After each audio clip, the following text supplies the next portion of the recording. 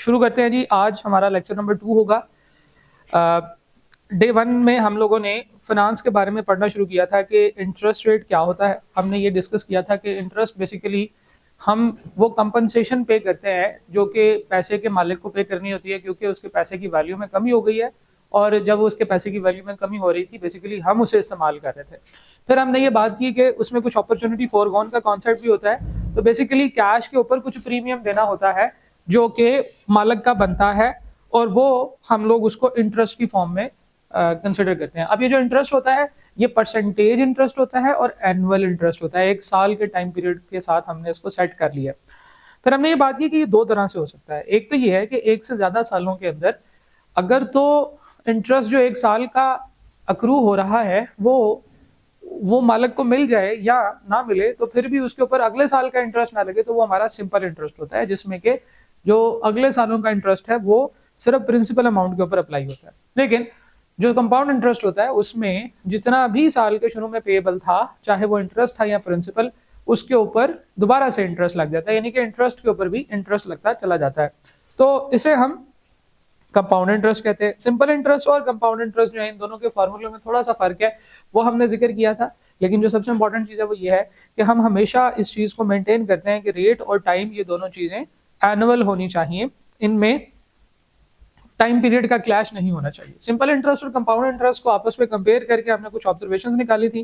फिर हम multiple compounding इन year की बात कर रहे थे कि साल में एक से ज्यादा दफा जब कंपाउंडिंग करते हैं तो हर चीज बिल्कुल सेम होती है, लेकिन मल्टीपल कंपाउंडिंग के केस में ये बेनिफिट हो जाता है कि हर साल में या थोड़े पीरियड में जितना इंटरेस्ट निकलता है वो आगे दोबारा वो भी इंटरेस्ट कमाना शुरू कर देता है। तो जितनी ज्यादा कंपाउंडिंग होगी उतने ज्यादा इंटरेस्ट अर्निंग की एवेन्यूज होंगे और उस तरह से फिर उतना ही ज्यादा प्रॉफिट निकलेगा। हमने कहा था कि कंपाउंडिंग फ्रीक्वेंसी जो है वो मल्टीपल हो सकती है, लेकिन उनमें यही वाले सारे टोटल सिनेरियोज होते हैं, annual, half year, quarterly, monthly, daily. और ये जितनी ज्यादा कंपाउंडिंग फ्रीक्वेंसी बढ़ती चली जाएगी उतना प्रॉफिट जो साल के एंड पे अक्रू होता है वो बढ़ता चला जाएगा। और इसके लिए फिर हमने फॉर्मूलों में हमने सोचा था कि कंपाउंडिंग फ्रीक्वेंसी हम लोग फाइंड आउट करेंगे कि साल में वो पीरियड कितनी दफा आता है और हम उस एन से ये कर लिया करेंगे कि रेट को डिवाइड कर दिया करेंगे और टाइम को मल्टीप्लाई कर दिया करेंगे। टाइम हमेशा ईयर्स में होगा, रेट भी एनुअल होगा, लेकिन जब मल्टीपल कंपाउंडिंग आती है तो हम उसे इस तरह से किया करेंगे कि रेट को डिवाइड करेंगे एन से, टाइम को हम लोग मल्टीप्लाई करेंगे। सही है। इस स्लाइड पे सवाल सही है। जो 1 लाख है इस पे इसको हम ये कह सकते हैं कि पहले 6 महीने में हमने 5% लगाया, फिर जो फिगर आई है उसको फिर आगे 5% दोबारा 5% लगाया। यस। और इसमें जब ये मंथली हो जाता है फिर समझिए 1 लाख को तो एक मंथ के बाद 1% लगता। फिर अगर साल का 12% रेट होता तो महीने का 1% बनना था, तो हम महीने का 1% रेट लगाते जाते, दूसरे महीने में भी 1% फिर 1% लगता, फिर तीसरे महीने फिर 1% लगता। लेकिन अब वो किस अमाउंट पे लग रहा है? पहले साल 1% लगा के मंथ पूरा किया, फरवरी के महीने में आपने 1% उस लाख रुपए के ऊपर भी लगाना है और जो एक महीने का इंटरेस्ट है उसके ऊपर भी लगाना है, तो वो इंटरेस्ट फिर बाद में उसके ऐड हो जाएगा। इसी कॉन्सेप्ट को कंपाउंडिंग करना कहते हैं। ठीक है। और वो सारा कुछ शॉर्ट फॉर्म में आप कंपाउंडिंग के फार्मूले से कर सकते हैं। कंपाउंडिंग और डिस्काउंटिंग का कॉन्सेप्ट हमने देखा था, डिस्कस किया था कि जो कंपाउंडिंग फैक्टर होता है 1 + r⁻t होता है, जो डिस्काउंटिंग फैक्टर होता है 1 + r⁻−t होता है। ये एक दूसरे के रेसिप्रोकल्स होते हैं, एक दूसरे के मल्टीप्लिकेटिव इनवर्स होते हैं, एक दूसरे को काट देते हैं और 1 आंसर आ जाता है। ठीक है जी। फिर हमने ये भी बात की थी कि इसमें जो टेबल होता है उसकी क्या यूटिलाइजेशन है, और वो टेबल जो है वो हम लोगों ने फिर उसको ये भी देखा था कि अब हम शायद उसको इस्तेमाल ना करें, क्योंकि हम कैलकुलेटर से ही फास्ट कैलकुलेशंस करने के आदी हो चुके होते हैं और वो जल्दी कर लेते हैं। कुछ जगहों पे हमें टेबल से फायदा भी होता है, लेकिन उसके लिए टेबल्स को बड़ा केयरफुली भी देखना पड़ता है और टेबल्स को में कभी कभार ना हम खुद से टेबल देखते हुए गलती भी कर देते हैं। तो इसलिए बेहतर यह है कि कैलकुलेटर वाले चीज को, कैलकुलेटर वाले काम को ही मास्टर करें और उसी को सीखे समझे। इक्विवेलेंट रेट की हमने बात की थी कि दो रेट्स को कंपेयर करने के लिए हम उनको किसी एक खास पैमाने में कन्वर्ट करते हैं जो कि हमारा एनुअल कंपाउंडिंग का रेट होता है, और हम उसको रेट में कन्वर्ट करने के लिए हम लोग ये इस तरह से इसका फार्मूला यूज करते हैं। इसकी हमने प्रैक्टिस भी की थी। आज हम कुछ प्रैक्टिस करेंगे सिंपल एंड कंपाउंड इंटरेस्ट के क्वेश्चंस की। जितने भी क्वेश्चंस है आपके क्वेश्चन बैंक में उसको कुछ डिफरेंट कैटेगरीज में डिवाइड किया है, टाइप 1, टाइप 2, टाइप 3। ये कैटेगरीज मैंने खुद बनाई है, ये आपको कहीं और से नहीं मिलेंगी। ये नहीं होगा कि आप किसी टीचर को जाके कहें कि सर टाइप 4 मुझे नहीं आता, टाइप 4 के तरह सवाल मुझे करा दें, तो वो टीचर कहेंगे टाइप 4 होता क्या है, पहले तो ये बताओ। सही है। तो मैंने बेसिकली ना इनके कुछ ग्रुप्स, सब ग्रुप्स बनाए हैं कि यार ये टाइप 1 के सवाल है ना, ये इस तरह के हैं, टाइप 2 के सवाल इस तरह के हैं, टाइप 3 के सवाल। आपको याद करने की जरूरत नहीं, एग्जामिनर नहीं पूछेगा कि बताओ ये सवाल टाइप 1 का है कि 2 का, ये नहीं होगा। लेकिन एक जैसे सवाल मैंने क्लब कर दिए हैं ताकि आपका वो सवाल और आपको उस टाइप के सवाल करने में आसानी हो। जैसे कि एक सवाल है, finding one unknown variable where all other variables are given. सही है, ये सिंपल सवाल होते हैं। आपको प्रेजेंट वैल्यू फाइंड आउट करने के लिए दे दी जाए, कहा जाए कि प्रेजेंट वैल्यू फाइंड आउट करो, जबकि आपके पास फ्यूचर वैल्यू है, जबकि आपके पास रेट भी है और टाइम भी है। ठीक है, एक अननोन वेरिएबल होगा, या आप समझ लें कि दो अननोन वेरिएबल्स होंगे। तो जब दो अननोन वेरिएबल्स होंगे तो उसको सॉल्व करने का तरीका कुछ और होगा, वो टाइप 4 में हम जिक्र करेंगे। तो हर तरह से जिस जिस तरह के सवाल आते हैं मैंने उसको कुछ ये टाइप्स में डिवाइड किए हैं, वन बाय वन हम चलते हैं।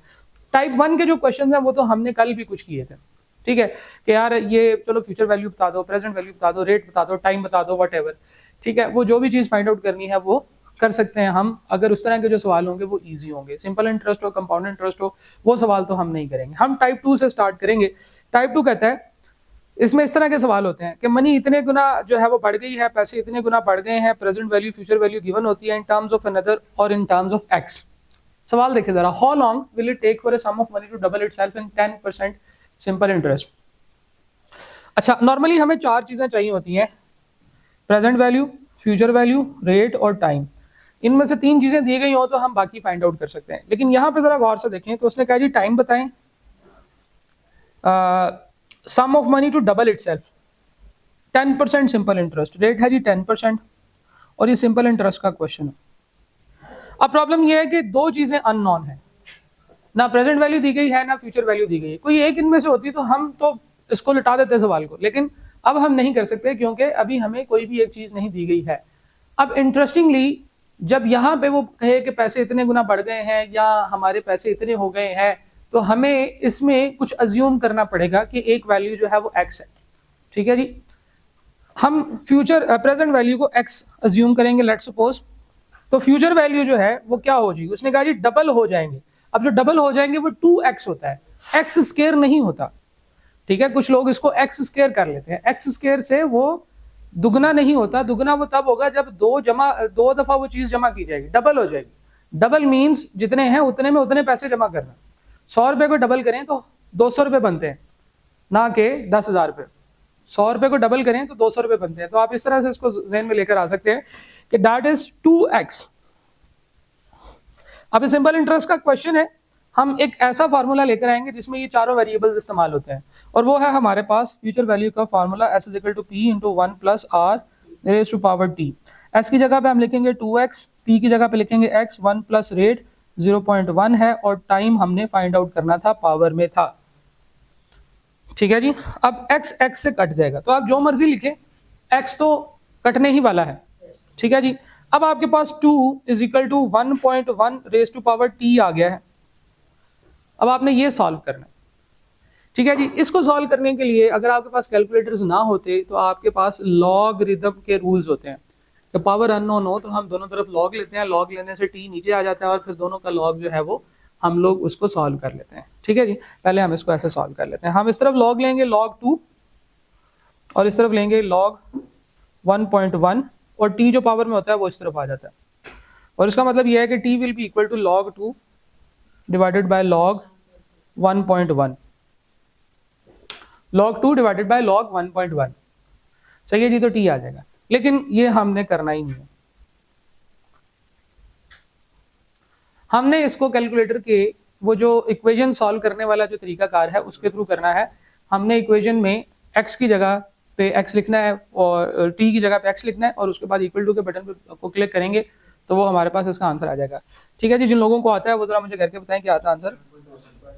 7.27। तो ये बेसिकली आपका 7 ईयर जो है वो इसमें टाइम लगेगा जिसमें ये पैसे डबल हो जाएंगे। ठीक है जी, अच्छा हमने गलती किया, हमने कंपाउंड इंटरेस्ट का फार्मूला लगा दिया। बेसिकली ये सिंपल इंटरेस्ट से उसने कहा था सॉल्व करना है, ये किया हुआ था।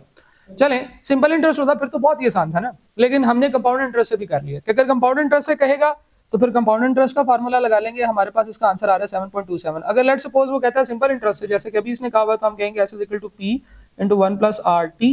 फ्यूचर वैल्यू है 2x, x 1 प्लस रेट है जी 0.1 और टाइम।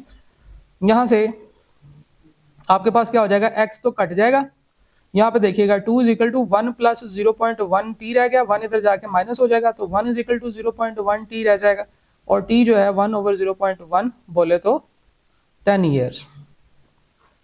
ठीक है जी। तो सिंपल इंटरेस्ट हो तो ये सिंपल इंटरेस्ट के फार्मूले से सॉल्व किया तो ऐसे हो जाएगा, अगर वो कंपाउंड इंटरेस्ट से कहता है तो कंपाउंड इंटरेस्ट के फार्मूले से ऐसे सॉल्व होगा।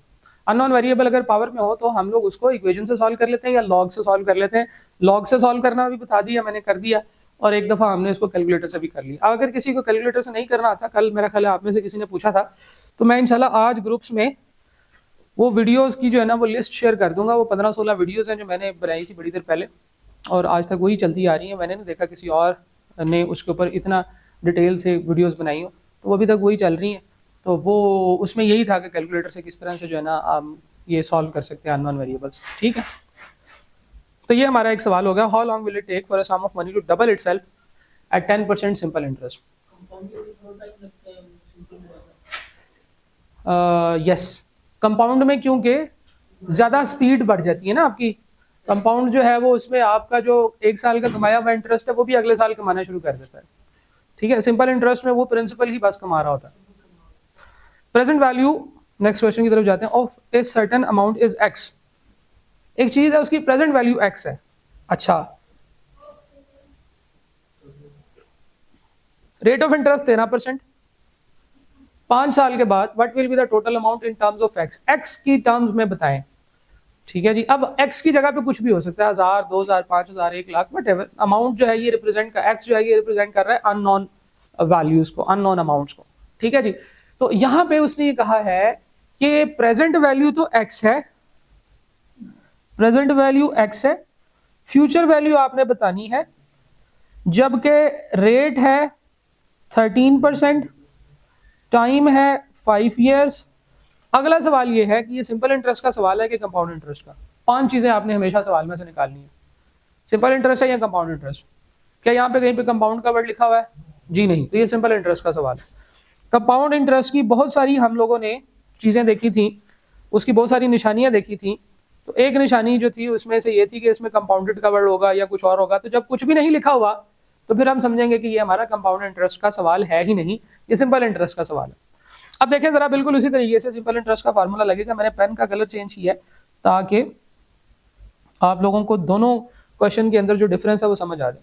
ठीक है, अच्छा ये मैं आपको ग्रुप्स में वैसे शेयर भी कर दूंगा, अगर आपको कहीं लगे ना कि आप लिखना भूल गए हैं या हम स्पीड से आगे चले गए हैं, ठीक है, तो आपको ये वाला सारा जो राइट अप है ना ये मैं शेयर भी कर दूंगा, तो आपने घबराना नहीं है। साथ साथ में लिखते जाएं, वैसे करते रहेंगे तो फिर आपको थोड़ा सा जो है ना वो हलचल रहेगी ना, वरना क्लास में नींद आना शुरू हो जाएगी।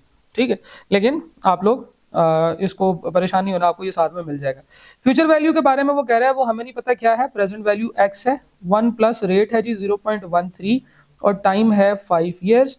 0.13 जब 13 से 5 से मल्टीप्लाई होगा तो 0.65 बन जाएगा। 1 प्लस 0.65 ये 1.65 एक्स बन जाएगा।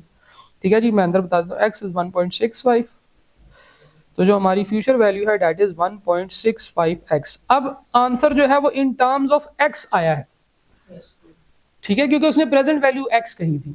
तो बेसिकली ऐसे ही होता है, जो प्रेजेंट वैल्यू होती है वो बढ़ के कुछ और हो जाती है। जो चीज बढ़ जाती है वो in terms of the previous amount लिखी जा सकती है। अगर एक्स की जगह पे मैं लाख रुपए लिखता, अगर एक्स लाख रुपए होता तो फ्यूचर वैल्यू पता है कितनी होती? 1.65 मल्टीप्लाई बाय 1 लाख, यानी कि 1,65,000। ठीक है, तो ये x जो है ये हमें अननोन वेरिएबल को आर्बिट्रेरीली रेफर करने का मौका देता है कि यार x कुछ भी होगा, अगर 5 साल 13% सिंपल इंटरेस्ट होगा तो 1.65 आंसर आएगा। अब ये बड़ी जबरदस्त कैलकुलेशन हो जाती है, इसको हम इस्तेमाल करते हैं जब आप थोड़े बड़े होंगे तो आपको भी पता चलेगा इसका क्या फायदा है। कि हम लोग, अब मैं आपको कहूं कि यार अच्छा फर्ज करो इस सारे सेटअप के अंदर अगर मैं इन्वेस्ट करूं 1,70,500 रुपए, तो फ्यूचर वैल्यू कितनी होगी? तो मैं कहूंगा वो तो 1.65 एक्स होती है। अगर आपने 1,70,000 इन्वेस्ट किए हैं तो इसका मतलब है 1.65 मल्टीप्लाई बाई 1,70,500 रुपए, तो आपका आंसर आएगा। ठीक है, यानी कि ये एक्स रेफर कर रहा है हर उस अमाउंट को जो कि यहाँ पे पॉसिबल है एक रुपए से लेकर इन्फिनिटी तक जितनी मर्जी अमाउंट हो, हमें फ्यूचर वैल्यू फौरन पता चल जाएगी। ठीक है जी। अच्छा, ये तो था टाइप 2 के क्वेश्चंस। कुछ और क्वेश्चंस हैं टाइप 2 के जिसमें उसने कहा है कि पैसे डबल हो जाते हैं, ट्रिपल हो जाते हैं। सिंपल जो सवाल हैं सीधे सीधे, वो मैंने आपको नहीं कराए। इसमें किसी को कोई परेशानी तो नहीं है कि सर सिंपल सवाल आपने नहीं कराए, क्योंकि वो चीजें एक तो हमने कल चलते चलते कुछ जिक्र भी कर लिए थे, और दूसरा ये कि जो फार्मूले में सीधी सीधी कैलकुलेशन है ना, उसके ऊपर हम लोगों ने बात कर ली हुई है। तो रिवीजन क्लासेस के अंदर तो ऐसे ही फिर होता है कि हम उन पॉइंट्स को कैप्चर करते हैं जो, या उन पॉइंट्स पे ज्यादा फोकस करते हैं जो आपको तंग कर रहे होते हैं। अच्छा, ये सवाल है, suppose an amount is of rupees x is invested at the invested received 3 time of x. Invested नहीं होना चाहिए था, इन्वेस्टी होना चाहिए था। इन्वेस्टी से मुराद वो बंदा जिसने इन्वेस्ट किया है। Investee received 3 times of x. अच्छा, उसने एक्स इन्वेस्ट किया और 3 गुना एक्स का मिल गया। 3 गुना एक्स क्या होता है? 3x होता है या एक्स क्यूब होता है? 3x होता है। ठीक है जी। तो उसको क्या बात हुई है जी, P था उसका, उसने x इन्वेस्ट किया और उसको पैसे मिले 3x। कुछ लोगों को लगता है कि जो उसको पैसे मिले हैं वो इंटरेस्ट है, उसको कहते हैं ये I is equal to 3x। ये I नहीं है। उसने कहा जो उसको पैसे जो वापस मिले हैं वो 3x है, तो ये फ्यूचर अमाउंट है बेसिकली। सही है, जो पैसे उसको वापस मिले, क्योंकि उसको सिर्फ इंटरेस्ट ही वापस नहीं मिलना, उसको उसके ऊपर जो उसने पैसे इन्वेस्ट किए वो भी तो वापस मिले, प्रिंसिपल भी वापस मिलना। ठीक है। तो अगर मैं आपको ये कहूं कि यार ये एस ना लिखूं मैं यहाँ पे, अगर मैं लिख दूं P प्लस आई तो ठीक रहेगा? क्योंकि P प्लस आई भी एस के इक्वल ही होता है, इसका कोई फर्क नहीं है सवाल के अंदर, इसका यूज नहीं है। मैं बस वैसे ही आपसे एक एम बाय द बाय बात कर रहा था, इसको ऐसे ही लिखेंगे हम। देखते हैं सवाल के अंदर हाउ लॉन्ग। अच्छा जी, और क्या चीज है जी, 3 टाइम्स ऑफ एक्स लिया है, रेट है 10%, रेट जो है वो 10% है। How long would it require to be invested for such a big time, time find out करना है।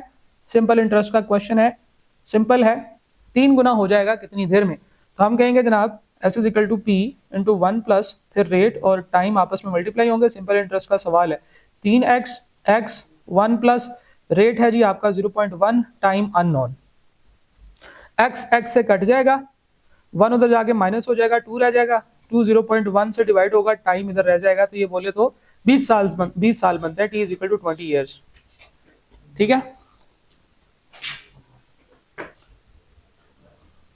जी। पहले x x से कटा, फिर ये सारा कुछ इधर खाली रह गया, 1 उधर जाके माइनस हुआ, 2 रह गया, 0.1 इधर आके डिवाइड हुआ, तो 2 डिवाइडेड बाय 0.1 20 बनता है। Next question, a sum of money would double itself in 10 years. कुछ पैसे हैं जो डबल हो जाएंगे 10 साल में। डबल शाह के पास चला गया वो। ठीक है, the number of years it would be 4 times. वो टाइम बताएं जिसमें ये 4 गुना हो जाएंगे।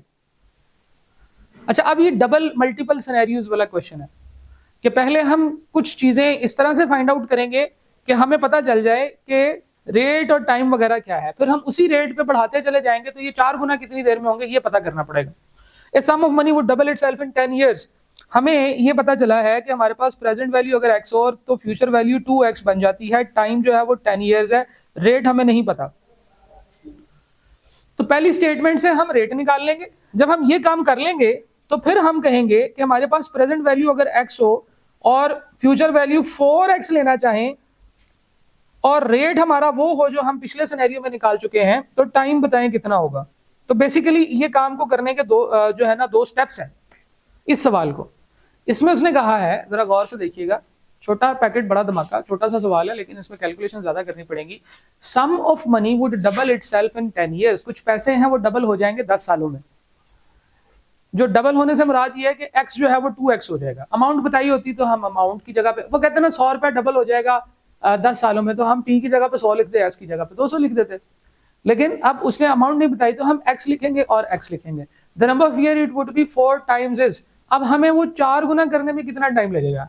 सिंपल इंटरेस्ट का सवाल है, वैसे तो ये ज़बानी भी बताया जा सकता है, लेकिन हम लोग इसको प्रोसेस के थ्रू ही करते हैं ताकि किसी भी तरह से कोई भी क्वेश्चन हो, कंपाउंड इंटरेस्ट का भी हो, तो बस आपने वो कैलकुलेशन थोड़ी सी फर्क होगी क्योंकि फार्मूला थोड़ा सा फर्क है, बाकी हर चीज कॉन्सेप्ट बिल्कुल सेम है। The year it will be 4 times. तो हमने टाइम फाइंड आउट करना है। पहले तो हम पहले सिनेरियो से आर निकालेंगे ताकि हमें इसमें रेट ऑफ इंटरेस्ट पता चल जाए। फिर हम दूसरे सिनेरियो की तरफ जाएंगे जिसमें हमने 4 गुना करना है और वो रेट जो यहां से निकाला है वो इधर रखेंगे और टाइम फाइंड आउट करेंगे। तो ये 2 स्टेप्स में होगा। इस तरह के सवाल और भी आएंगे आपको जिसमें वो कहता है जी ये डबल होंगे इतनी देर में, तो आप एक अननोन वेरिएबल यहां से फाइंड आउट करेंगे, वो एक आर होगा।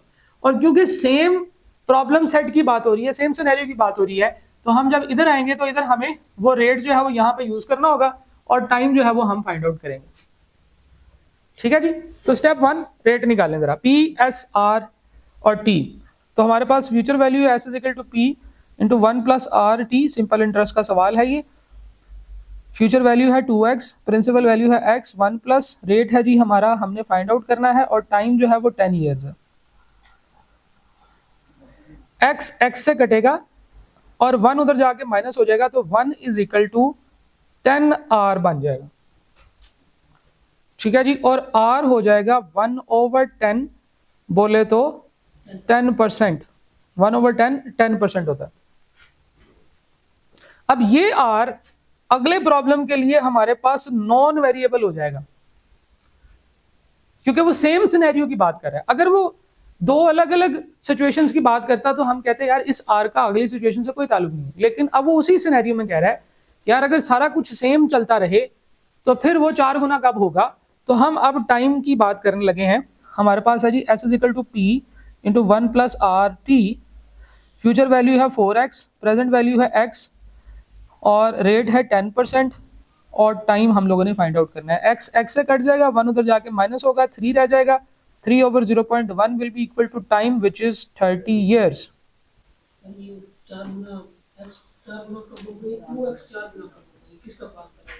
नहीं, कुछ पैसे डबल हो जाते हैं 10 सालों में।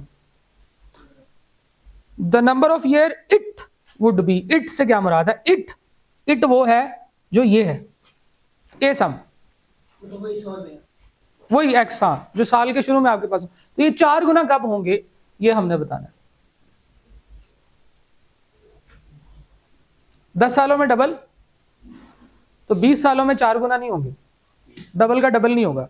हर 10 सालों में उतना ही ऐड हो रहा है जितना वो है। तो 10 सालों में जो है वो डबल हुए, उसके बाद जो है वो अगले 10 सालों में ये 3 गुना हुए, और अगले 10 सालों में ये 4 गुना हो गए, तो 30 साल, 30 ईयर्स। ठीक है। टाइप 3 की तरफ चलते हैं। टाइप 3 जो है इसमें अब वो पार्ट्स की इन्वेस्टमेंट कराएगा, जैसे कि total amount invested in parts, यानी कि टाइप 3 को जो मैंने एक्सप्लेन किया, जो टाइप 3 बनाई है, या ग्रुप 3 पर आया है सवालों का, वो ये है total amount invested in parts and some information is missing in question. इस तरह के सवाल होते हैं, जैसे कि उसने कहा 14,000 की अमाउंट इन्वेस्ट किया for a year, part at 5% and rest at 6%। 6% पे जाके रेस्ट करना, इसका ये मतलब नहीं है। इसका ये मतलब है कि 14,000 में से एक पार्ट 5% पे इन्वेस्ट हुआ है और दूसरा, यानी कि उसके 2 टोटे कर दिए हैं। अब कितने किए हैं ये भी हमें नहीं पता। 14,000 में से आधे या आधे से कम या ज्यादा, कुछ पैसे 5,000 पे इन्वेस्ट किए, कुछ 6,000 पे इन्वेस्ट किए। ठीक है, 14,000 पे थे, उसमें से कुछ 5,000 पे इन्वेस्ट कर दिए, कुछ 6,000 पे इन्वेस्ट कर दिए। If ₹740 is the total interest. अब उसने बताया कि टोटल इंटरेस्ट है 740, अमाउंट इन्वेस्टेड एट 5% इज, 5% वाली अमाउंट बताएं कितनी है। टाइम भी इसने बताया है, इन्वेस्टेड एट फॉर 1 ईयर। अब अगर आप गौर से देखें तो ये इस तरह से है कि 14,000 पे थे आपके पास, इसमें से कुछ पैसे आपने इन्वेस्ट किए हैं, लेट्स सपोज वो x हैं, तो अगर x आपने इन्वेस्ट कर दिए हैं तो बाकी कितने बचे, 14,000 माइनस x। ठीक है जी, 14,000 में से x माइनस करने के बाद रिमेनिंग जो पैसे बच गए हैं वो आपने 6% पे इन्वेस्ट किए हैं। ये हमने 5% पे इन्वेस्ट किए हैं, ये हमने 6% पे इन्वेस्ट किए हैं। इसका टाइम 1 ईयर है, इसका भी टाइम 1 ईयर है। इसका इंटरेस्ट क्या बनेगा, सिंपल इंटरेस्ट का फार्मूला लगा रहे हैं। सिंपल इंटरेस्ट हो या कंपाउंड इंटरेस्ट हो, आपने घबराना नहीं है, सिर्फ फार्मूले में थोड़ा सा फर्क है, बाकी हर चीज की अंडरस्टैंडिंग वैसी ही है। फार्मूले में जो थोड़ा सा फर्क होता है वो कैलकुलेशंस में आता है। इसका इंटरेस्ट क्या है, इंटरेस्ट का फार्मूला क्या होता है, I is equal to PRT। Principal amount जो है वो x है, रेट कितना है 5%, टाइम कितना है 1 साल। इसका क्या है जी, इसकी प्रिंसिपल अमाउंट है 14,000 माइनस x, रेट है 6% और टाइम है 1 साल। ऐसे ही है। उसने कहा है कि इन दोनों के इंटरेस्ट को जब जमा करते हैं तो आंसर 740 के इक्वल आता है। तो ये हमारी एक इक्वेशन बन गई। बीच में स्लीप बन गई है, स्लीप को छोटा कर देते हैं। दोबारा पढ़ते हैं सवाल को। तो ये इंटरेस्टिंग बात है कि उसने हमें ये बताया है कि इन दोनों का इंटरेस्ट जमा करते हैं तो उसको 740 रुपए मिलते हैं। तो ये एक इक्वेशन बन गई है जिसमें उसने हमें कहा है कि पहले पार्ट का इंटरेस्ट और दूसरे पार्ट का इंटरेस्ट इन दोनों को जमा करें तो 740 रुपए बनते हैं। तो हमने, हाँ, इसको I1 प्लस I2 कह सकते हैं। फर्स्ट पार्ट का इंटरेस्ट और दूसरे पार्ट का इंटरेस्ट। फर्स्ट पार्ट का इंटरेस्ट ये है, मैंने इसके साथ मल्टीप्लाई बाय 1 नहीं लिखा क्योंकि मल्टीप्लाई बाय 1 करने का क्या फायदा होगा, कुछ नहीं होगा, वो आंसर वही सेम ही रहेगा। यहाँ पे लिख दिया है ताकि आपको बताया जाए कि लिखने का भी कोई फायदा नहीं होगा। ठीक, तो टोटल इंटरेस्ट जो है 740 है, जो उसे मिलेगा तो ये उसने 740 इक्वल कर। अब आपने इसको सॉल्व करना है। 5% का मतलब है 0.05x। ये 14,000 पहले हम इधर 1 से मल्टीप्लाई नहीं करते, इसको 1 को उड़ा ही देते हैं। 14,000 को मल्टीप्लाई करेंगे हम 6% से तो कितना आएगा जी? 84, 840, 0.06x। तो ये क्या है? अब देखिए हम लोग क्या करते हैं, पहले हम इसको मल्टीप्लाई करेंगे इसके साथ, फिर इसको मल्टीप्लाई करेंगे 6 के साथ। तो हम इस तरह से इसको मल्टीप्लाई करेंगे, इन दोनों को मल्टीप्लाई करेंगे तो 840 minus 0.06x is equal to 740। Further solve करेंगे 0.05x उधर का ऐसे ही है, plus 840 minus 0.06x will be equal to 740। x वाले जो हैं वो सारे इधर रहने देते हैं और बाकी सारा कुछ इधर ले जाते हैं। ये 0.05 पॉजिटिव x है, 0.06 नेगेटिव x है, तो माइनस 0.01x रह जाएगा। और इस तरफ 740 में से जब 840 माइनस करेंगे तो आपके पास रह जाएगा 100। ठीक है जी, माइनस का 740 में से 840 माइनस करेंगे तो 100 माइनस का रह जाएगा। तो वो जब इधर से माइनस माइनस काट लें, 0.1 इधर आके नीचे आप जब लिखेंगे तो इसके साथ 2 0 और आ जाएंगे, तो x जो है वो 10,000 बन जाएगा। ठीक है जी, x जो है वो 10,000 बन जाएगा। 10,000 से क्या मुराद है? 10,000 से मुराद ये है कि हमने ये जो अमाउंट है ये 10,000 पे इन्वेस्ट करनी है।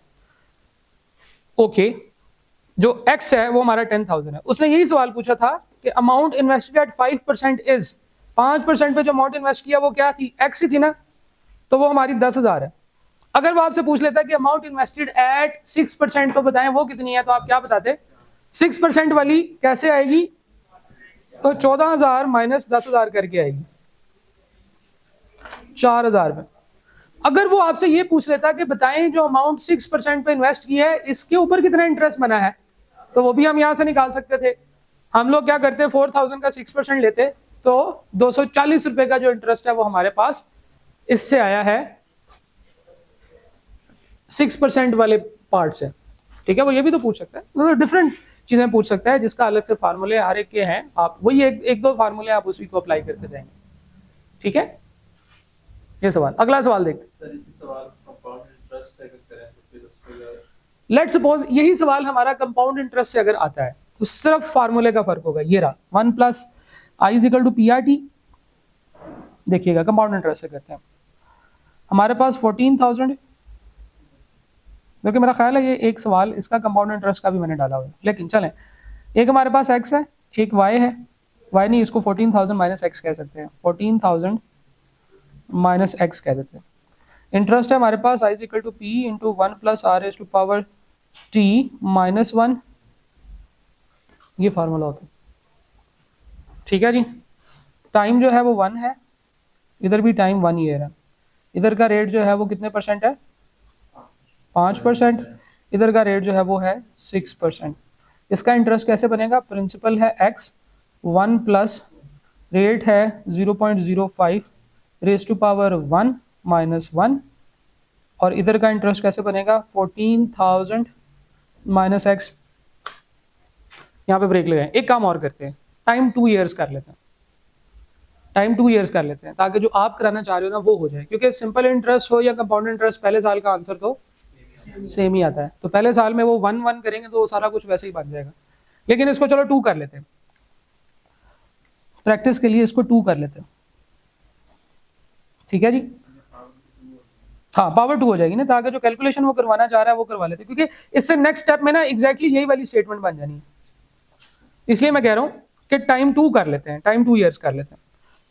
तो ये 14,000 माइनस एक्स है, इसके साथ मल्टीप्लाई करना है आपने 1 plus 0.06 raise to power 2 minus 1, और इन दोनों को जमा करें तो लेट सपोज मैं कहता हूँ कि 15,000 रुपये 1500 रुपये बनते हैं, 1500 कर लें, 2 सालों का ना, थोड़ा सा मैंने बढ़ा भी दिया। आंसर एग्जैक्ट 10% ही आएगा, पता नहीं क्या आएगा, मुझे नहीं पता, वो नहीं आएगा, लेकिन बहरहाल हम निकालते हैं। तो क्या चेंज हुआ, सिर्फ फार्मूला चेंज हुआ, फार्मूले की कैलकुलेशन चेंज हुई। अब आपके ऊपर है 1.05 का रेज टू पावर 2 करें माइनस 1 करें, क्या आंसर आता है? 1.05 रेज टू पावर 2 यानी कि 1.05 का square minus 1,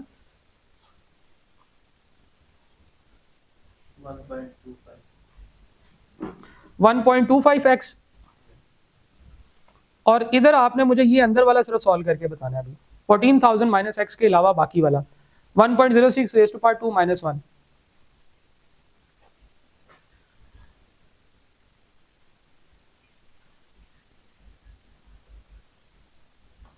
one point zero six square minus 1,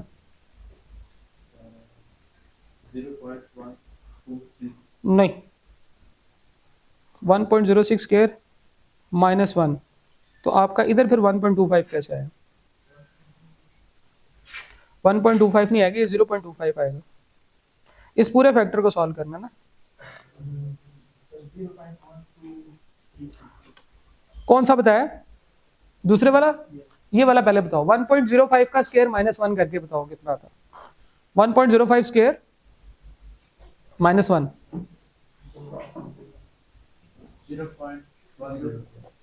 0.1025, और 14,000 ये इधर वाला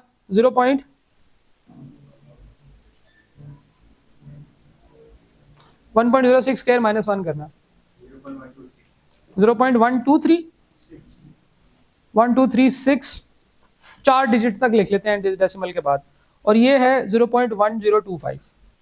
ठीक है जी। अच्छा, इज इक्वल टू 1500। अब आपने आगे इसको सॉल्व करना है, इन दोनों को आपस में मल्टीप्लाई करना होगा। कैसे? 14,000 को पहले मल्टीप्लाई करें 0.1236 से, तो क्या आंसर आता है?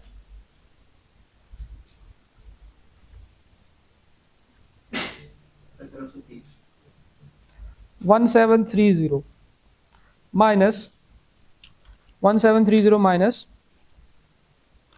0.1236x is equal to 15,000। क्या समझे?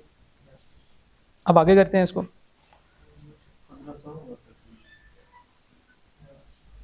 1500, अब ये 1730 उधर जाके माइनस कर दें और इन दोनों को आपस में एडजस्ट करें और x निकाल के मुझे बताएं कितना होता है।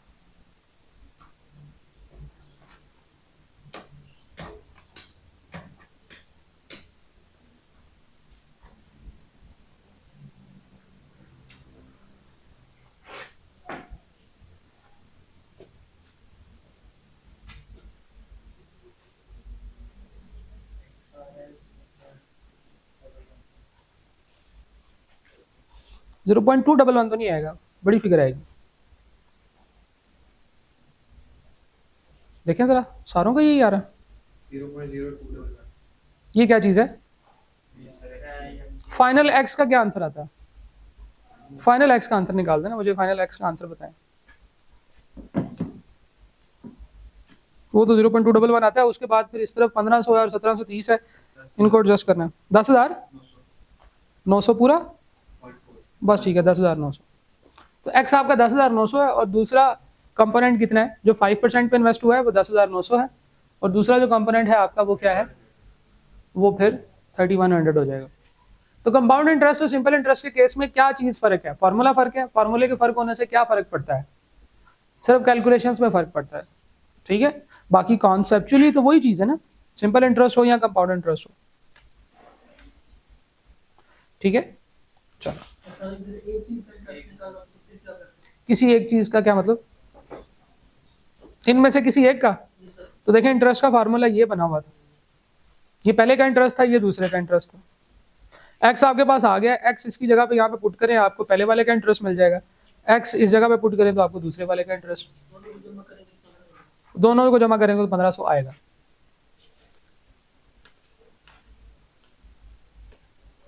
ठीक है जी। एक निकाल के उसको माइनस करता है तो दूसरे का आ जाएगा।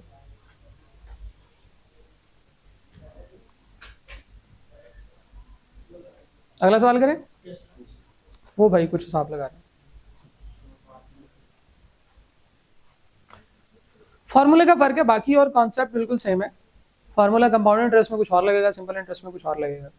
अभी तो हमने इसमें एक चीज नहीं किया। अगर फर्ज करें वो आपको कहता है कंपाउंड इंटरेस्ट के अंदर कि जी सेमी एनुअल कंपाउंडिंग है, तो फिर हम क्या हमारे हाथ पांव फूलने चाहिए? नहीं फूलने चाहिए। क्यों? क्योंकि रेट डिवाइडेड बाय एन करना है, टाइम मल्टीप्लाई बाय एन करना है और उसके बाद उसकी कैलकुलेशंस कर देनी। ठीक है जी। सो प्रैक्टिकली अगर हम चीज़ों को गौर से देखें, इस एंगल से देखें कि व्हाट इज डिफिकल्ट, तो सिर्फ कैलकुलेशंस थोड़ी सी कॉम्प्लेक्स होती हैं और वो कैलकुलेशंस जो हैं वो आपने करनी है, बाकी कॉन्सेप्ट इज वेरी बेसिक। इसलिए मैंने जब सेशन शुरू किया था तो शायद आप लोगों ने नोट किया ही नहीं, मैंने कहा था इसमें कॉन्सेप्ट थोड़े कम है लेकिन बच्चे इसमें कैलकुलेशंस में फंसते हैं। ठीक है, ये ईजी एरिया है, तो मेरा ख्याल है कुछ बच्चों ने दिल में मुझे कुछ ना कुछ जरूर कहा होगा कि सर तानू की पता है, कहा था कि नहीं कहा था। अच्छा, जॉन भाई ने कुछ इन्वेस्ट किया है money in two schemes A and B offering compound interest 5% पर एनम एंड 10% पर एनम रिस्पेक्टिवली। दो स्कीम्स में टोटल इसने कितने पैसे इन्वेस्ट किए नहीं बताया, लेकिन दो स्कीम में कुछ पैसे इन्वेस्ट किए हैं। If the total amount of interest accrued through two schemes together in 2 years was 2075, दोनों स्कीमों का टोटल इंटरेस्ट 2075 रुपए है। पहले एक साल था लेकिन दो अलग अलग कंपोनेंट्स थे पिछले सवाल में, अब 2 साल है, दो अलग अलग कंपोनेंट्स हैं, 5% पे 10% पे। पहले उसने अमाउंट नहीं बताई थी और पहले उसने अमाउंट बताई थी और क्या नहीं बताया था, इंटरेस्ट वगैरह सारा कुछ बता दिया था, पार्ट्स नहीं बताए थे कितने। लेकिन अभी तक उसने यहाँ पे रेट बता दिया है, टोटल अमाउंट नहीं बताई, टोटल इंटरेस्ट उसने बता दिया, टोटल अमाउंट भी 15,000 है बता दिया उसने। Find out the amount invested in scheme A, तो बिल्कुल ऊपर जैसा सवाल है, सेम सवाल है। इसी तरह से आप उसको कहेंगे 15,000, उसके दो कंपोनेंट करेंगे एक्स और दूसरा 15,000 माइनस एक्स, टाइम 2 साल रखेंगे, रेट इसमें 5% और 6% की जगह 5% और 10% रखेंगे, उसको सॉल्व करेंगे, फिर आपने एक्स निकालना है। ये सिंपल सवाल है, ये नहीं मैं करा रहा, सिंपल इंटरेस्ट का सवाल। टाइप 4, इस तरह के क्वेश्चंस भी होते हैं आपके पास। 2 scenarios from with in 2 missing variables. ठीक है, दो आपके पास जो है ना मिसिंग वेरिएबल्स होते हैं। वैसे ये सवाल एक हम कर चुके हैं लेकिन फिर भी दोबारा कर लेते हैं। उसने कहा sum of money would amount to rupees 6,200 in 2 years and 7,400 in 3 years। Principal and rate of simple interest are, rate बताना है और प्रिंसिपल ओरिजिनल अमाउंट बतानी है जो आपने इन्वेस्ट की थी। कुछ पैसे हैं जो अमाउंट टू का जो वर्ड है ना, ये अमाउंट के साथ जब टू का एडजेक्टिव लगता है ना, तो इसका मतलब है कि वो पैसे जो हैं ये इतने बन जाते हैं, इतने हो जाते हैं, बड़े हो के इतने हो जाते हैं। ठीक है जी, ये पैसे इतने हो गए हैं। ठीक है, that shows the change. Amount two का मतलब है बढ़ के इतने हो गए हैं। अमाउंट टू रुपीज 6,200, तो कुछ पैसे हैं जो बढ़ के 6,200 हो गए हैं 2 सालों में, and rupees 7,400 in 3 years। Principal amount and rate of interest are. अब देखें, दो अननोन वेरिएबल्स हैं तो हमें दो स्टेटमेंट्स चाहिए होंगी जिसमें ये दोनों अननोन वेरिएबल्स इस्तेमाल हो रहे हैं। अब ये सेम प्रॉब्लम सेट से रिलेट कर रहे हैं क्योंकि एक ही सवाल के अंदर 2 सिनेरियोज बताए गए हैं। ये दोनों सिनेरियोज उसी प्रॉब्लम सेट से रिलेट कर रहे हैं। 2 सिनेरियोज हैं इसमें, इस तरह के क्वेश्चंस में आपको सिनेरियोज बनाने पड़ेंगे। सिनेरियो 1 जो है, सिनेरियो 1 में वो कह रहा है कि जनाब आपका जो प्रिंसिपल अमाउंट है वो भी अननोन है और रेट ऑफ इंटरेस्ट भी अननोन है, दो चीजें अननोन है। सिनेरियो 1 ये कहता है कि भाई 6,200 रुपये बन जाते हैं, यानी कि फ्यूचर वैल्यू जो है, जिसको एफ या एस कह सकते हैं, फ्यूचर वैल्यू 6,200 है और टाइम 2 years है। तो एक सिनेरियो तो ये है। दूसरा सिनेरियो उसने ये बताया है कि आपने पी और आर ही फाइंड करना है, लेकिन जो फ्यूचर वैल्यू है वो 7,400 है और टाइम जो है वो 3 years है। तो अब हमारे पास 2 अननोन वेरिएबल्स हैं, इन दोनों के लिए हमें पी भी है आर भी है। ठीक है, एक इसके सामने हमने सवाल किया अभी थोड़ी देर पहले जब हम रिकॉर्डिंग नहीं कर रहे थे, इसको दोबारा डिस्कस करेंगे ताकि रिकॉर्डिंग में आ जाए। ये भी बिल्कुल ऐसा ही सवाल है, इसलिए मैंने यहाँ पे लाके किया था। 2 scenarios from within 2 missing variables. Sum of money would amount to rupees 6,200 in 2 years and 7,400 in 3 years। अच्छा, अब इससे हर सिनेरियो से एक एक इक्वेशन बनेगी जिसमें 2 अननोन वेरिएबल्स होंगे, फिर हम उनको साइमल्टेनियसली सॉल्व करेंगे। दो इक्वेशंस को जिसमें दो अननोन वेरिएबल्स हो उनको साइमल्टेनियसली सॉल्व करने से मुराद ये होती है कि एक इक्वेशन में से उसका आंसर निकाल के दूसरी में पुट करें, उसको सॉल्व करें, ठीक है जी, और फिर उसका जो आंसर आएगा वो in terms of that variable आएगा, उसको वापस पुट करें और आप अपना आंसर निकालें, ठीक है जी। तो ये एक बड़ा इंटरेस्टिंग होता है मैटर कैलकुलेशन, इसको अभी हम करते हैं। देखिए पहले सिनेरियो से हमें जो इक्वेशन मिल रही है वो है, हमारे पास जो फार्मूला है equal to P into 1 plus R T. तो फ्यूचर वैल्यू है 6200, प्रिंसिपल अमाउंट है जनाब आपकी नहीं पता आपको, इसकी जगह पे पी लिख देंगे, 1 प्लस रेट आपको नहीं पता और टाइम है जी 2। ये एक इक्वेशन हो गई, ठीक है। और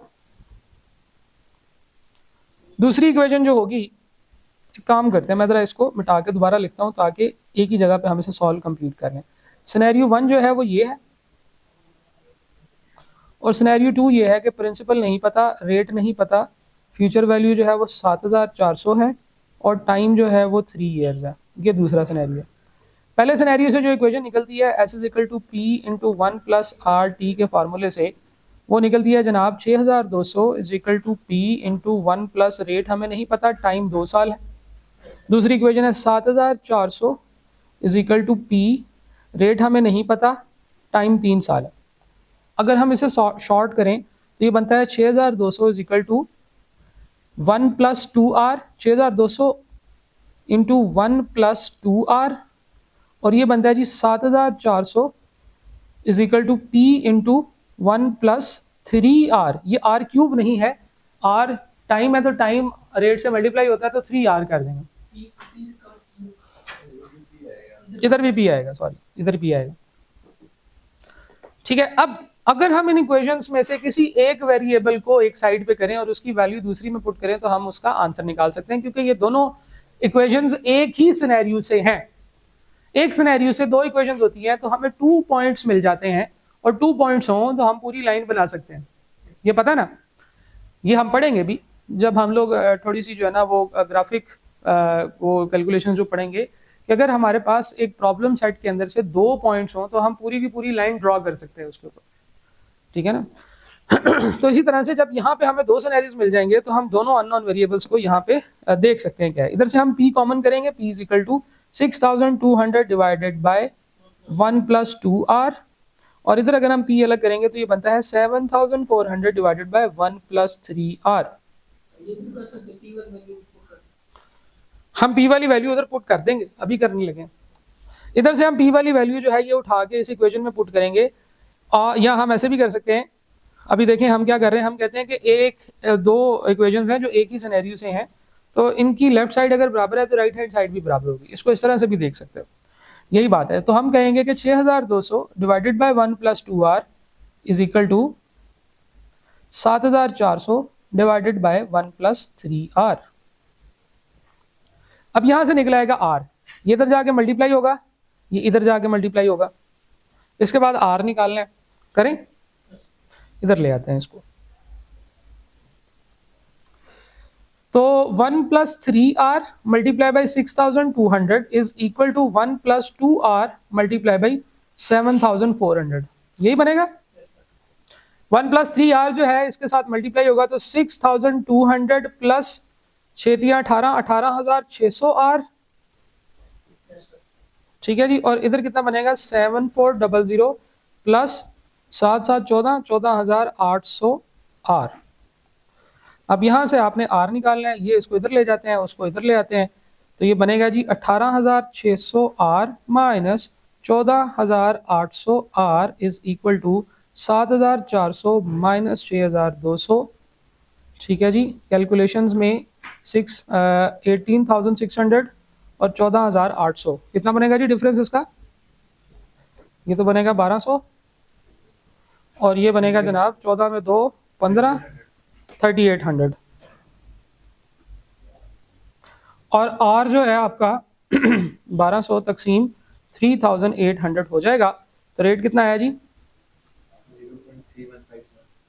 3157, ठीक है जी, ये आपका रेट है।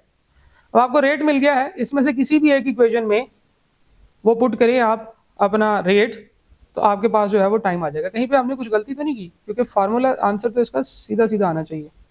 सही है सर जी, सही है। सही है 31.57। ठीक है जी, तो ये रहा। अच्छा, अब उसने ये कहा है कि आप क्या बताएं, क्या पूछा है उसने? उसने पूछा है principal and rate of interest.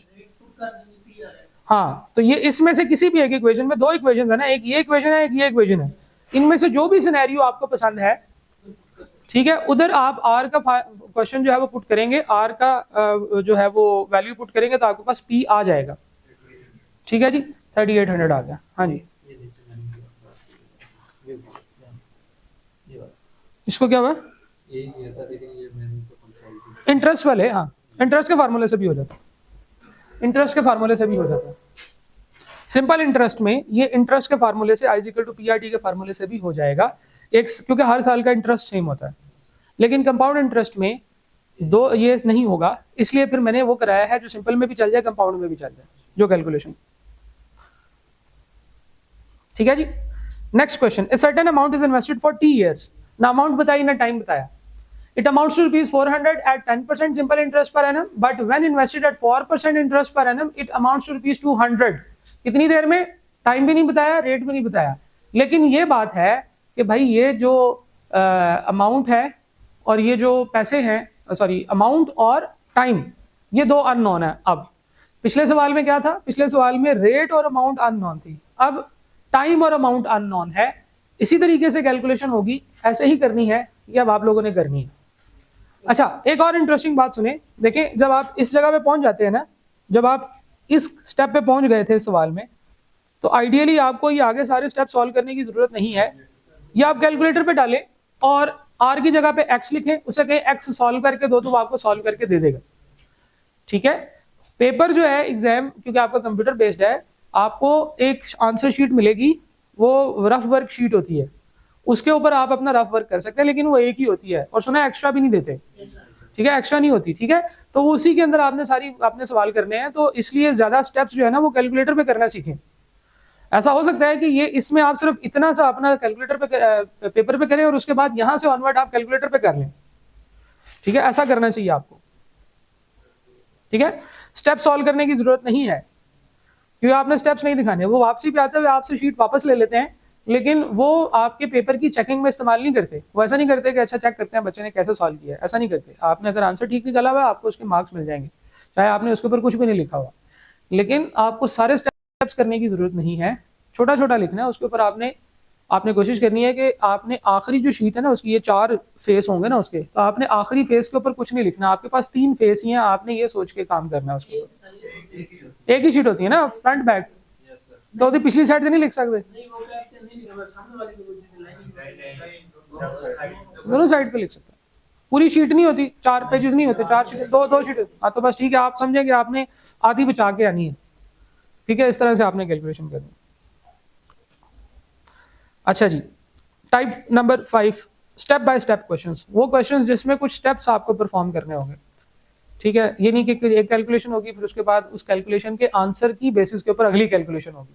सही है, एक कैलकुलेशन करेंगे, उससे फ्यूचर वैल्यू निकलेगी, उसको हम अगली कैलकुलेशन के लिए प्रेजेंट वैल्यू बनाएंगे और फिर आगे कैलकुलेशंस करेंगे। तो ये स्टेप बाय स्टेप कैलकुलेशन होगी, इसलिए मैं इसको स्टेप बाय स्टेप क्वेश्चंस कहता हूं। पर्सन इन्वेस्टेड रुपीस 25,000 इन saving account paying 12% interest compound semi annually.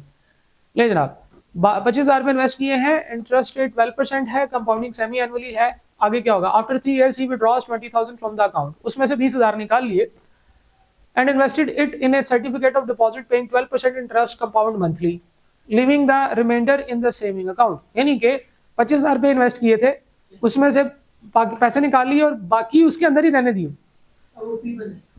ठीक है जी। अच्छा, how much in his total compound, how much is his total compound amount 2 years after the purchase of certificate of deposit। ठीक है जी, तो ये नहीं कि उसने क्या किया है, उसने 25,000 पे इन्वेस्ट किए हैं, 25,000 इन्वेस्ट किए हैं, और कितनी देर तक इन्वेस्ट किए हैं? 3 सालों तक। इसके कुछ पैसे बन गए होंगे यहाँ पे इस डेट तक आते आते, उसमें से उसने 20,000 पे माइनस किए। ठीक है जी, वो देख लेते हैं अभी। 20,000 पे उसमें से उसने माइनस किए और वो उसको कहीं और इन्वेस्ट कर दिए। जो 20,000 पे है इनको कहीं और इन्वेस्ट किया है 2 years के लिए। ठीक है, अब ये 20,000 है, ये बढ़ के कितने हो गए होंगे? ये बताना है और ये भी बताना है कि जो रिमेनिंग पैसे उसके पास रह गए थे वो बढ़ के कितने हो गए।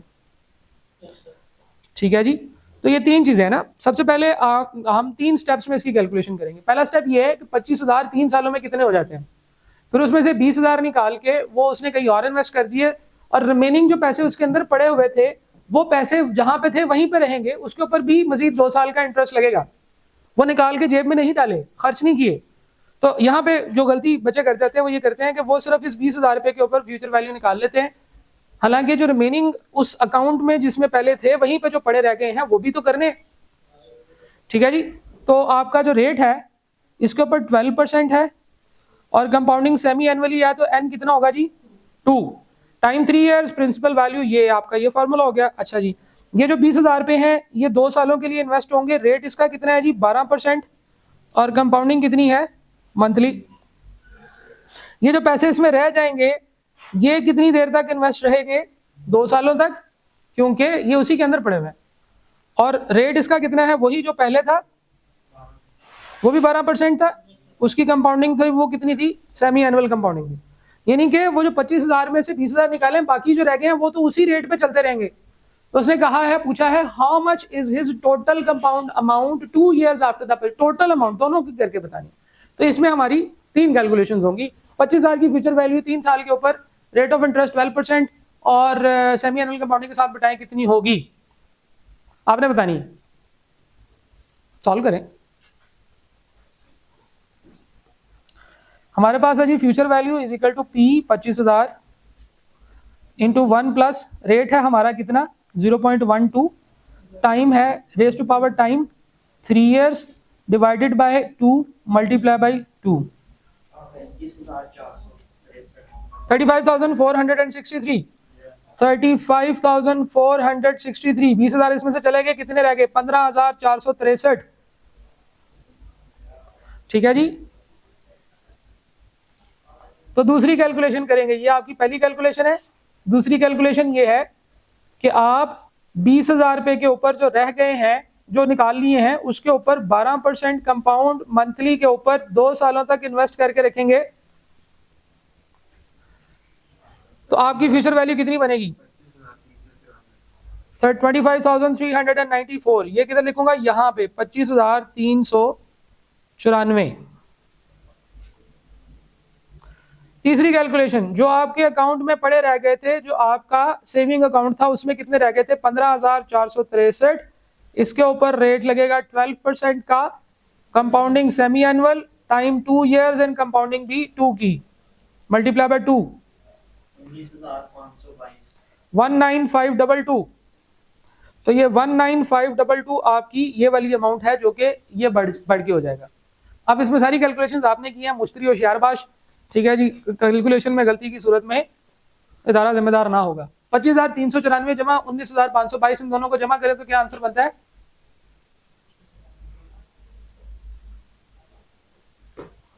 25,394 19522।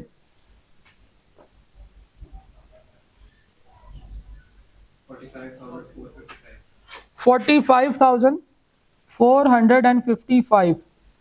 करीब तरीन आंसर कौन सा है 45,919। 9 है सर 4491556। ये जमा करने से भी यही आंसर आता है। यस सर 25,394 और 19,522। कौन कह रहा है नहीं, ये इन दोनों को जमा करके बताओ ना, यही आंसर आता है 44,916। तो यार ये आपने मुझे बताना था, मैंने कहना था देखो हमने सही कैलकुलेट कर लिया। ये तो मैंने कहना था, मेरा आपने सारा वो ज़ाया कर दिया, क्या कहते हैं उसे, मेरा डायलॉग ज़ाया कर दिया। चलो 44,900 इन दोनों को जमा करने से यही आता है ना, ये बता दो। ठीक है, वो आंसर के साथ मैच करना जो है ना वो बाद में कर लेंगे। अच्छा जी, next question, step by step question का एक और सवाल। एडम भाई ने कुछ पैसे बोरो किए हैं 6% के ऊपर फॉर द फर्स्ट 2 years। पहले 2 साल 6% पे लिए for the first 2 years at the rate of 9% per annum for the next 3 years and at the rate of 14% for the period beyond 5 years. If he pays a total interest of rupees 11,400 at the end of 9 years, how much money did he borrow पहला सवाल, ये simple interest का सवाल है या compound interest का? Simple interest का सवाल है, क्योंकि इसमें कोई कंपाउंड का वर्ड नहीं लिखा हुआ। ठीक है, आम क्लास होती तो मैं आपको सोचने का टाइम देता, अब मैं आपको सोचने का टाइम दूंगा तो मेरा टाइम खत्म हो जाएगा। ठीक है जी, स्टेप बाय स्टेप क्वेश्चन हम लोग जो है ना वो देख रहे हैं। स्टेप नंबर टाइप नंबर 5 में गए हैं, अभी बड़े सवाल करने हैं। एडम ने कुछ पैसे इन्वेस्ट किए हैं 6% पहले, सॉरी उधार लिए 2 सालों के लिए, उसको 5% रेट लगा है। उसके बाद अगले 3 सालों तक उसको नहीं, पहले में 6% लगा है और 9% लगा है अगले 3 सालों तक, और फिर उसके बाद रिमेनिंग टाइम पीरियड जो है उसके ऊपर 14% लगा है। अब रिमेनिंग टाइम पीरियड कितना है उसने बताया है कि टोटल इंटरेस्ट 11,400 पे किया है 9 ईयर्स का, तो 3 और 2 5 साल पीछे, आगे 4 साल होंगे। ठीक है जी, 2 years, 3 years, 4 years.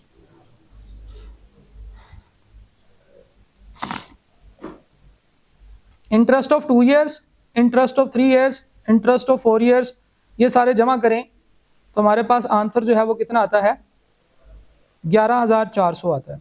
Simple interest का सवाल है। सिंपल इंटरेस्ट का फार्मूला होता है I = PRT।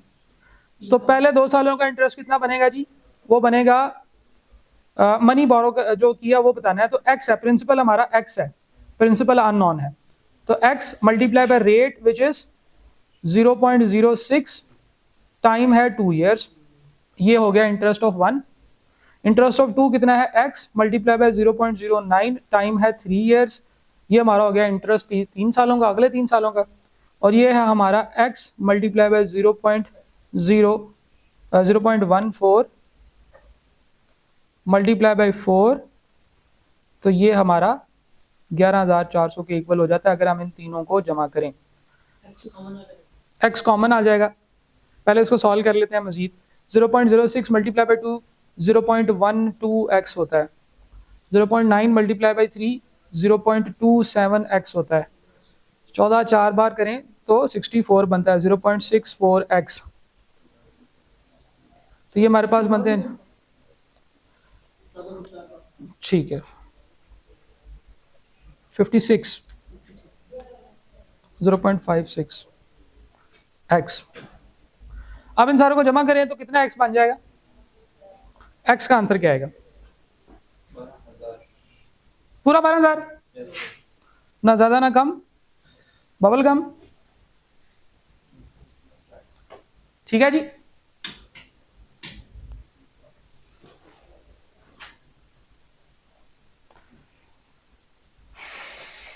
A sum of ₹725 is lent. कुछ पैसे हैं जो 725 रुपए हैं, वो उधार पे दिए गए हैं beginning of the year at a certain rate of interest. साल के शुरू में उधार पे दिए गए, इंटरेस्ट रेट उसके ऊपर नहीं पता क्या है। 8 महीने गुजरे, सम ऑफ 362 रुपए 50 पैसे more is given but the rate twice the former. Farmer का मतलब होता है जो इससे पहले जिस चीज का जिक्र किया गया है, जो इससे पहले जिसका जिक्र आया है उसको हम फॉर्मर कह के रिप्रेजेंट कर सकते हैं। ये फार्मर नहीं होता किसान वाला, फॉर्मर का मतलब है पुराना, इससे पहले जो हमने जिक्र किया, यानी कि 725 रुपए जिस रेट पे इन्वेस्ट हुए हैं ये उससे डबल रेट पे इन्वेस्ट हुए हैं। At the end of the year ₹33.50 is earned as interest from both the loans. इन दोनों लोन से जो पैसे मिले हैं वो हमारे 33 रुपये 50 पैसे बनते हैं। What was the original rate of interest, original जो पहले वाला था, जो फॉर्मर था, बाद वाला नहीं पूछा। अच्छा, अब इसकी जरा टाइमलाइन देखते हैं, कोई इतना कोई मुश्किल सवाल नहीं है। हमारे पास साल के शुरू में कुछ पैसे हमने 725 रुपये रेंट पे दिए, ठीक है जी, लेंट किए, ठीक है, और क्या कहते हैं उसे, रेट था इसका कुछ X%, हमें नहीं पता कितना था। 6-8 महीने गुजरे तो उसने कहा 362 रुपये 50 पैसे मजीद। इसका मतलब है कि पुराने वाले पैसे वापस नहीं लिए, 362 रुपये 50 पैसे मजीद यहाँ पे उसने मजीद दिए हैं 362.50। और वो कह रहा है कि इस साल के इस जगह पे आके जो उसको टोटल इंटरेस्ट दोनों का इंटरेस्ट कितना मिला है जी, 33 रुपये 50 पैसे। तो एक साल के बाद जो इंटरेस्ट बना है वो 33 रुपये 50 पैसे बना है। सिंपल इंटरेस्ट का सवाल है।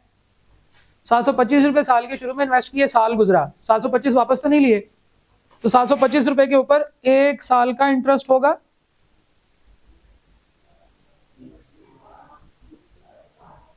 $725 1 साल तक इन्वेस्ट रहेंगे, ना कि 8 महीने के लिए, क्योंकि उसने कहा 8 महीने के बाद कुछ और पैसे दिए हैं, पहले वाले वापस नहीं दिए। ठीक है जी। तो इंटरेस्ट का फार्मूला है I = PRT। सिंपल इंटरेस्ट के केस में, कंपाउंड इंटरेस्ट के केस में होता तो सिर्फ फार्मूला फर्क होता और कोई चीज फर्क नहीं थी, कॉन्सेप्ट यही था। आप इसी तरह से अमाउंट्स लिखते उनको सॉल्व करते। ठीक है जी। तो ये पहला है 725 वाला, इसमें जमा करेंगे दूसरा 362 रुपये 50 पैसे वाला, लेकिन इसका रेट डबल है, तो रेट इसका 2x होगा। टाइम भी कम है, 8 महीने गुजरने के बाद हमने लोन दिया था, इसका मतलब ये है कि सिर्फ ये 4 महीने आउटस्टैंडिंग रहा है। तो हम 4/12 करेंगे और हमारे पास जो आंसर आएगा डेट इज इक्वल टू 33.50। 725 ज़रब 1 ज़रब x% is plus 362.50 multiply by 2x multiply by 4/12। तो इन दोनों को अलग अलग कर लें, 725 मल्टीप्लाई बाय x। ठीक है जी। जब आप इसे मल्टीप्लाई करेंगे तो ये बन जाएगा 7.25x। क्या ख्याल है? ठीक है, यहाँ ठीक है, इसको 7.2 725x ही रहने दें, इधर भी फिर 2x है, यहाँ 0.02x आपको लिखना पड़ेगा।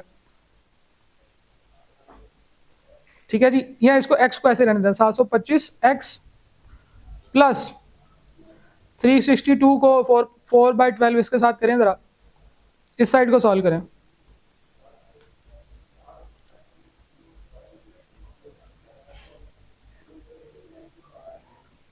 $362.50 multiply by 2 multiply bye 4 divided by 12। ये वाला जरब ये 2 ये 4 तकसीम 12, तो x खाली रह जाएगा। बताएं जरा कितना आंसर है? 362.50 0.13 x का आंसर है। चलो वो तो नहीं हमें ऑप्शंस में मिल रहा कहीं पे भी,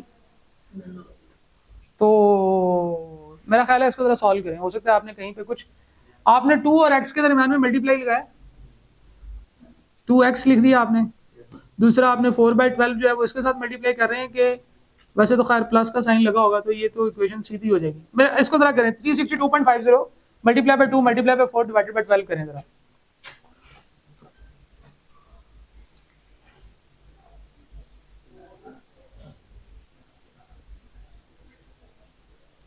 तो 241.67 आंसर आ रहा है। 241.67 साथ में x इज इक्वल टू 33 रुपये 50 पैसे। अब x इधर दोनों इकट्ठे कर लेते हैं और फिर वो 33 रुपये 50 से डिवाइड कर देंगे। तो 725 प्लस 241.67 ये आपके पास बनते हैं 966.67। तो 966.67x इज इक्वल टू 33.50। तो अब वो उधर जाके डिवाइड होगा, तो 33.50 डिवाइडेड बाय 966.67, तो ये आपका बनता है 0.0, x इज इक्वल टू 0.0346। तो बेसिकली ये बनता है जी 3.46%। 3.4 जिसको उसने 3.6 लिखा हुआ है उसके नज़दीक है, इसको टिक कर लेना आपने। ठीक है जी। 725 1 साल के लिए और 362 रुपये 50 पैसे डबल रेट के ऊपर। आपकी बात ठीक है, नन ऑफ दीज का ना ऑप्शंस में डालना नहीं चाहिए आई कैप को, खासतौर पे ऐसे सवालों में जो जिनके आंसर पॉइंट में आते हैं, जिसमें राउंडिंग किसी टाइप की इन्वॉल्व होती है।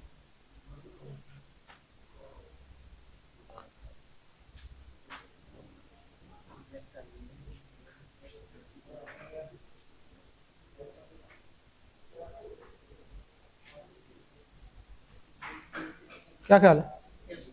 ठीक है।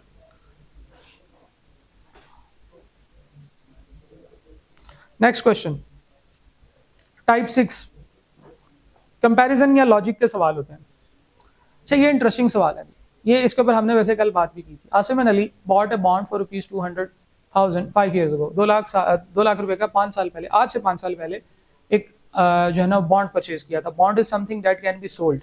ये एक लोन की तरह ही होता है। ठीक है जी। जब दो बंदे एक दूसरे को लोन देते हैं तो वो लोन होता है, लेकिन जब एक बंदा किसी कंपनी के साथ लोन लेने या देने का की ट्रांजैक्शन करता है, तो कंपनी क्योंकि एक इंडिविजुअल नहीं होती, एक इंसान नहीं होती चलता फिरता, उसके साथ जो लोन होता है ना उसको बॉन्ड कहते हैं। और इसमें कोई बिल्कुल कोई रॉकेट साइंस नहीं है। बॉन्ड एक लोन ही होता है जो किसी कंपनी से कंपनी को दिया गया होता है, ठीक है, क्योंकि कंपनी साइन नहीं कर सकती ना, कंपनी को जाके गले से नहीं पकड़ सकते पैसे दे, तो वो फिर उसके साथ जो ट्रांजैक्शन होती है वो बॉन्ड डॉक्यूमेंट्स के थ्रू होती है। सरकार ने उसको रेगुलेट करने के लिए उसको कोई प्रॉपर नाम दिया है कि ये बॉन्ड होता है, बस और कोई बात नहीं है। दो बंदे एक दूसरे से लोन लेते हैं, वो लोन होता है। जब कंपनी लोन लेती है तो उसको बॉन्ड कहते हैं, ठीक है, सिर्फ नाम का फर्क है। The company receive 300,000 now at maturity level, ठीक है जी। ये किस कंपनी की बात कर रहा है? ये आसिम एंड अली कंपनी की बात कर रहा है जिसने ये बॉन्ड लिया हुआ है, ठीक है जी।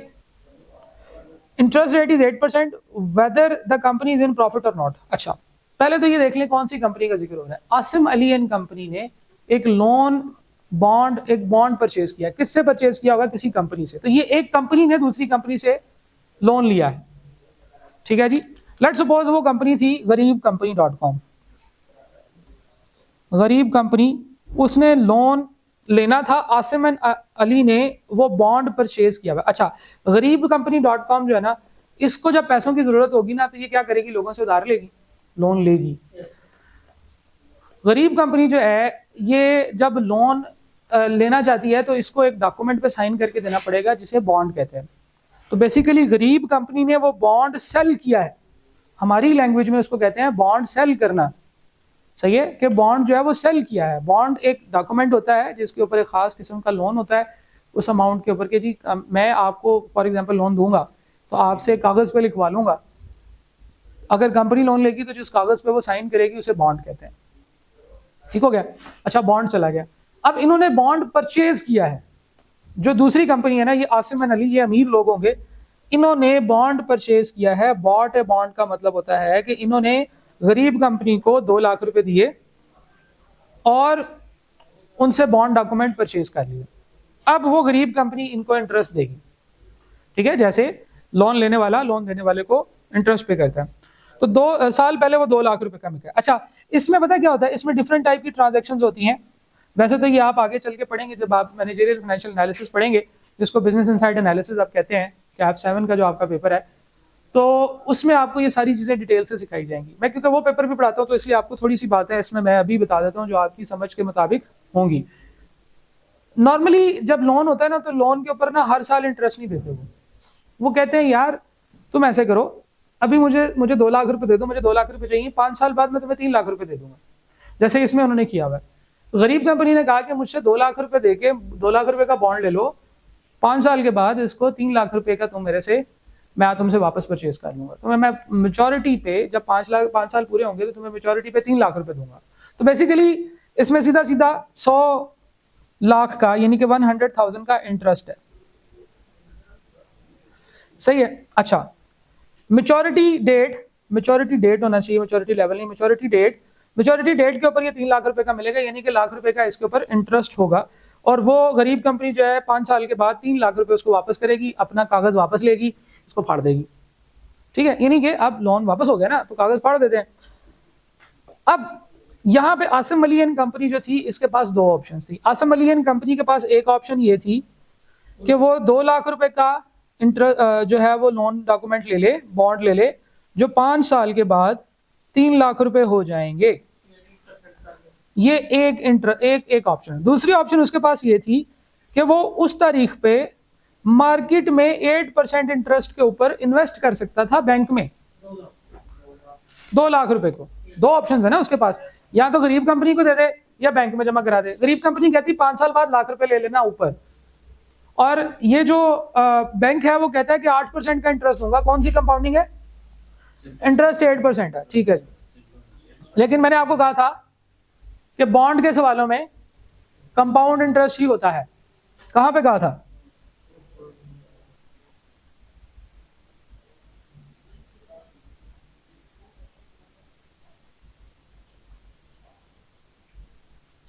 ठीक है जी। Following words in single compound, computed, reset, bond interest, calculate half yearly population. अच्छा, इसमें नहीं लिखा हुआ, लेकिन बॉन्ड के जो सवाल होते हैं ना उसको कंपाउंड इंटरेस्ट के थ्रू ही करना चाहिए, ये नोट कर लें। जो बॉन्ड्स के जो क्वेश्चंस होते हैं वो कंपाउंड इंटरेस्ट के थ्रू ही कंपैरिजन में आते हैं। अच्छा, अब दो ऑप्शंस हैं, इन दोनों में से जो ज्यादा बेहतर ऑप्शन होगी उसको चूज करेंगे ना हम।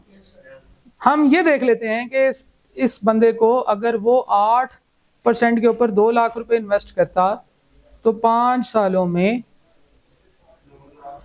उसको कितने पैसे बनते?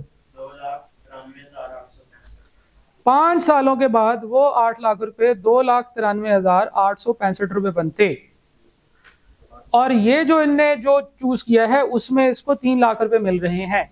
फाइनेंशियल ग्राउंड्स के ऊपर देखा जाए तो इस ऑप्शन में ज्यादा बेनिफिट है। क्या कंपनी को प्रॉफिट है?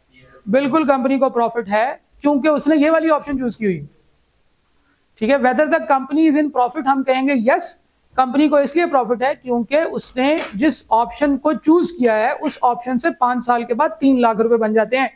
हालांकि मार्केट में जो दूसरी ऑप्शन थी उससे 5 साल के बाद 2,93,865 रुपए बनने थे। तो कंपनी ने एक ऐसी ऑप्शन को चूज किया है जिसमें ज्यादा बेनिफिट है। क्या समझे? तो ये काम जो है ये आप किया करेंगे, आप कहेंगे यार इधर नहीं इन्वेस्टमेंट करनी, इधर इन्वेस्टमेंट करनी है, इधर ज्यादा बेनिफिट होगा। ठीक है, जब आप बड़े हो जाएंगे। तो उसने कहा weather the company is in profit, क्या ये जो कंपनी है आसिम एंड अली कंपनी, क्या ये बेनिफिट में है? हम कहेंगे यस। मेरा आपसे अगला सवाल है, क्या गरीब कंपनी बेनिफिट में है? गरीब कंपनी क्यों बेनिफिट में नहीं है? क्योंकि गरीब कंपनी को जब 2 लाख रुपए मिले, अगर वो बैंक से लेता तो 5 साल बाद 2,93,000 रुपए उसको देने पड़ते। अब उसको 3 लाख रुपए देने पड़ रहे हैं आसिम अली एंड कंपनी को। तो गरीब कंपनी जो है वो आसिम अली एंड कंपनी के पास क्यों गई? वो बैंक के पास क्यों नहीं गई? बैंक से लोन क्यों नहीं लिया? हो सकता है बैंक वाले कहें कि आप हमें बिल्कुल पसंद नहीं आए, वो लोन लेने जाए, वो कहें कि आपकी तो फाइनेंशियल स्टेटमेंट्स में इतने पैसे नहीं। जो गरीब आदमी होता है वो एकदम अचानक से सुबह उठ के गरीब नहीं हो जाता, वो गरीब ही होता है। उसके पास ना कोई एसेट्स होते हैं, उसके पास ना कोई सोर्स ऑफ इनकम होता है। ठीक है, एकदम रोजाना सुबह उठते हैं जो लोग गरीब हुए होते हैं ना, वो सिर्फ वो वाले होते हैं, क्रिप्टो वाले। ठीक है, जो गरीब है वो गरीब ही है बेचारा, जिसको लोन की जरूरत पड़ गई है। उसका मतलब ये है कि ना तो आज इसके पास इतने रिसोर्सेज हैं और ना ही इसके पास सोर्स ऑफ इनकम ऐसी है कि ये पैसे इतने कमा के हमें दे सकता है। तो जो कहता है ना कि यार मुझे पैसों की जरूरत है, मैं कल दे दूंगा, परसों दे दूंगा, ये देख लें कि वो दे सकता है कि नहीं दे सकता। और किसी को उधार दें तो ये सोच कर दें कि वापस कोई नहीं मिलने। ठीक है, चाहे वो 100 रुपए का हो या 1 लाख रुपए का हो, या उसे बॉन्ड साइन करा लें। ठीक है, अच्छा अगला सवाल, you just won a prize, मुबारक हो, you can either receive 1,000 today और ₹1050 in 1 year purely on financial grounds. Which option do you prefer and why? If you can earn 5% on your money, 5% simple interest के ऊपर आप earn कर सकते हैं। एक प्राइस आपको मिला है, वो कहता है आज ले लें 1,000 रुपये मिलेगा, 1 साल बाद ले लें 1,050 रुपये मिलेंगे। तो हम दो डिफरेंट ऑप्शंस को दो डिफरेंट डेट्स के ऊपर कंपेयर नहीं कर सकते। यहाँ पे भी देखें ना, हमें इसकी फ्यूचर वैल्यू फाइंड आउट करनी पड़ी। इसको भी 2 लाख रुपए 8% के हिसाब से 5 साल के बाद लेकर गए, तो फिर हमने कंपैरिजन किया कि ये बेनिफिट है। नॉर्मली ये कंपैरिजन हम करते हैं इसकी प्रेजेंट वैल्यू फाइंड आउट करके, कि फ्यूचर में जितने भी पैसे हमें मिलने हैं हम आज उनकी प्रेजेंट वैल्यू फाइंड आउट करते हैं और फिर देखते हैं कि हमें जो है बेनिफिट भी हो रहा है कि नहीं हो रहा। तो ऑप्शंस को कंपेयर करने के लिए, जैसे हमने कल देखा था कि दो डिफरेंट रेट्स को कंपेयर करने के लिए हमें डिफरेंट एक ऐसे पैमाने पे दोनों को परखना है जो दोनों के ऊपर पूरा आता हो। तो इसी तरह से दो डिफरेंट डेट्स के ऊपर जो अमाउंट है उनको आपस में कंपेयर नहीं किया जा सकता अनलेस के किसी आगे वाली को डिस्काउंट करके पीछे ले आए या पीछे वाली को कंपाउंड करके आगे ले जाए। कुछ ना कुछ तो करना पड़ेगा, सेम डेट पे अमाउंट्स कंपेयर होंगी। तो इसने कहा है देखिए, जो आज 1,000 रुपये है ना, वो साल के बाद 5% सिंपल इंटरेस्ट के ऊपर 1,050 रुपये ही बनते हैं। तो प्रेजेंट वैल्यू अगर 1,000 है ना, तो उसकी फ्यूचर वैल्यू जो है ना वो 1,050 ही है। ठीक है, इक्वली है।